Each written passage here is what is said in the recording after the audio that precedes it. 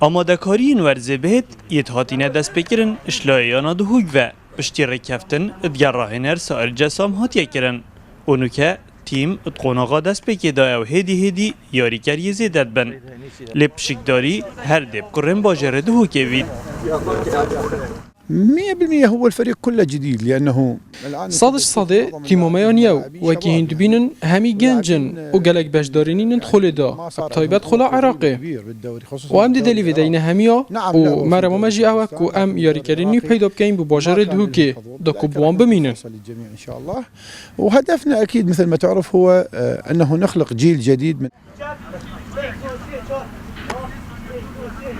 یاری کرد گشبینن و سر راهنانات رجدن جبرکو سیستم ورزبوری هشتاش بیر نکریه و هاتنا راهنر نوجی پالدارک دیه بوان. پشتی سالا چوی ما فريق خركريا كرت افصال جهري داري سروي سيستمي شون اللعب اغلب دي باريزغا دو كبن وقت مدربك ثير معروفه سر المستوى العراقي مدربك خدان شيانه و اسبوع كم تمرينات كاين ان شاء الله ما كان بك البرهب تشنا تركي التركي جي على اساس انه معترف دين هي معترف دينا قال ما عاد نقص بده معترف وينو فريق دي جاهز بده ان شاء الله. دهوکی البره اتکمپ خوی راهنان دالولات ترکیه چندین یارین حوالینی انجام بدد. زده باری گشتنا چند یاری کره کمپ شکار بنافرزین تیمه. هشتا و تیمه هلن خوب پر نکرینه.